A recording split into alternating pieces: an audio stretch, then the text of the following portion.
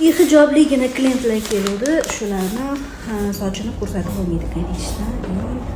Istoriyada o'shaning uchun bugun sochlar yo'q, bugun qilgan ishlarimni qo'ya olmayman. Lekin men buni qo'ymasam bo'lmaydi. Juda ham xursandman. Endi bolalarim sovg'a qilgan gullarni shunda spalningga olib kirib qo'yib, uyqudan turishim bilan ko'rinadigan joyga qo'yib qo'yaman.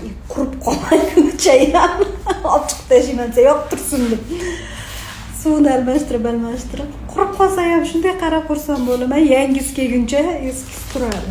Shunaqangi. O'zi Anitda yana bitta gul turibdi. Mana yoqib ketadi. Bespovoda gul olsang. Rahmat go'zalim. Kesin ham istoriya yo'lladim. Nima bu qiz bunaqa ekan, qochib yuradi. Istoriya qo'ysam yo buni videosini qo'ysam, olib tashang duradi. Sizlar bolalar ham shunaqa. Shu desalaring ozgina mazam yo'q, davleniya ham tushgan.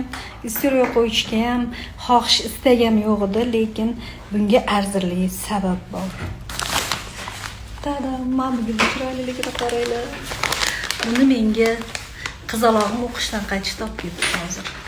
O'ziga sarf qildirmay, gazetalarga o'ratib, boshqacha bu qiz dedi boshqacha. Короче, mana shunaqa olib ketdi. Xursand bo'lib ketdim. Конечно, dalinalarim ham joyiga kelib qoldi shekilli mana shu dori bilan.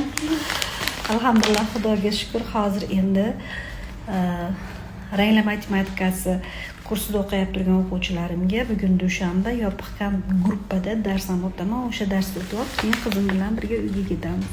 Klientlarni qabul qilib, kuzatib, maza qilib ishladim. Shoshdim, istoriya ola olmadim. Yo'q, klientlarim shoshdi mendan ham ko'ra.